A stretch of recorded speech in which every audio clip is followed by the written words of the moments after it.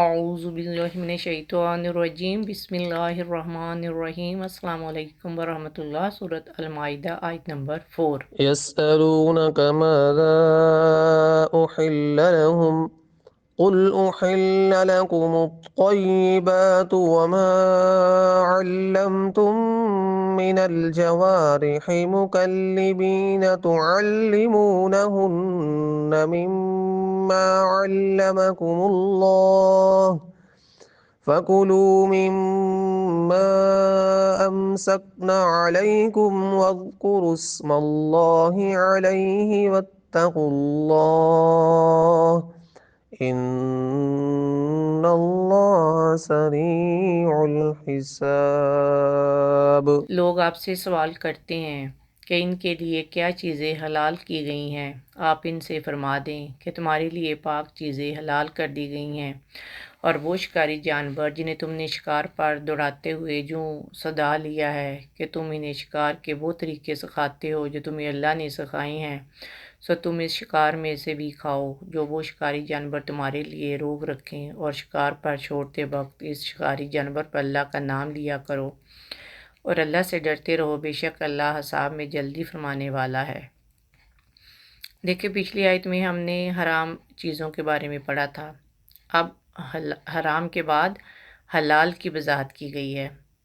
سابقہ آیت میں حرام کی ایک فہرست بتائی گئی ہے، تو اس لیے سوال پیدا ہوا کہ یہ چیزیں تو حرام ہیں لیکن حلال کون سی ہیں؟ تو اس کے بارے میں وضاحت نازل ہوئی کہ تمہارے لیے ہر طیب چیز حلال کر دی گئی ہے۔ پہلے مذاہب میں یہ تھا کہ جو چیزیں ان کے مذہب میں حلال تھیں، ان کے سوا باقی سب حرام تھا۔ دین اسلام نے ان کے خلاف فارمولہ پیش کیا کہ حرام کے علاوہ باقی سب چیزیں اس شرط پر حلال ہیں کہ وہ پاک ہوں۔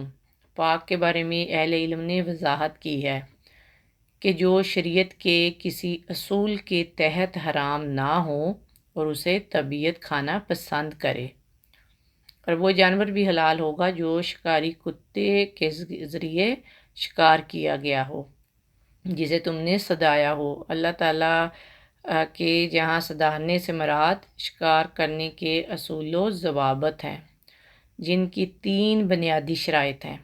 نمبر 1، کتا جانباز صدایا ہوا ہو، جس کی فقہا نے یہ صفت بیان کی ہے کہ جب اسے شکار پر چھوڑا جائے تو وہ شکار کرے، اور جب اسے روکا جائے تو وہ رک جائے، جہاں تک کہ اگر وہ شیطان پکڑنے کے لیے بھی دوڑے یا اڑے اور مالک اسے رک جانے کا اشارہ کرے تو وہ واپس آ جائے۔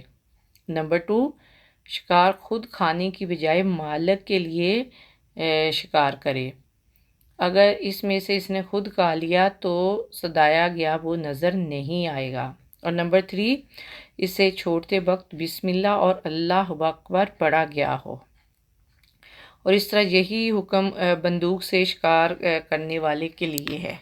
آیت کے آخر میں واتقوا اللہ اور سریع الحساب کے الفاظ استعمال ہوئے ہیں، اور شکار کرنے والوں کو یہ احساس دلایا گیا ہے کہ کہیں ایسا نہ ہو کہ شکار ان شرائط پہ پورا نہ اترے اور تم گوشت خوری کے شوق میں جو ہی نوش کر جاؤ۔ ایسا کرنا حرام اور اللہ تعالیٰ کی سخت نافرمانی ہوگی۔ یاد رکھو، اللہ تعالیٰ بہت جلد حساب چکانے والا ہے، اس سے ڈرتے رہو۔ تو شکار کے جنون میں آ کر اپنی فرض نمازوں سے بھی غافل نہ ہونا۔ آپ نے دیکھا کہ جیسا کہ عام شکاری سارا دن شکار کے پیچھے بھاگتے ہوئے نماز کا بھی خیال نہیں کرتے۔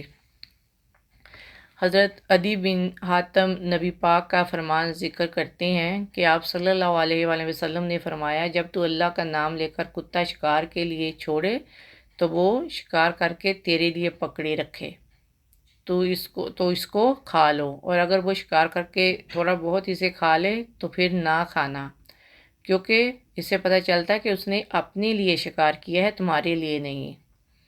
اور اگر اس کے ساتھ کوئی اور کتا شامل ہو جائے جس کو اللہ کا نام لے کر نہیں چھوڑا گیا اور وہ دونوں شکار کریں تو اس میں سے نہ کھانا، کیونکہ تم نہیں جانتے کہ کس نے شکار کیا ہے۔ اگر تم تیر کے ساتھ شکار کرو اور تم اپنے شکار کو 1 یا 2 دن کے بعد پاؤ تو اس پر آ کر صرف تمہارے ہی تیر کا اگر نشان ہے تو اس کو کھا لو، اور اگر وہ پانی میں گر گیا ہے تو پھر نہ کھانا۔ تو وضاحت سے کلیئرلی پتہ چل گیا کہ تمام پاک مصاحب چیزیں حلال ہیں، اور صدائے ہوئے جانور کا شکار بھی حلال ہے اگر مالک کے لیے کیا گیا ہے، اور شکار کرتے ہوئے بسم اللہ اور اللہ اکبر پڑھنا ضروری ہے، اور اللہ تعالیٰ کے احتساب سے ڈرتے رہنا چاہیے۔ اللہ سبحانہ وتعالیٰ ہمیں حلال پاک و صاف اور پاکیزہ رزق کھانے کی توفیق عطا فرمائے، آمین یا رب العالمین۔ السلام علیکم ورحمۃ اللہ وبرکاتہ۔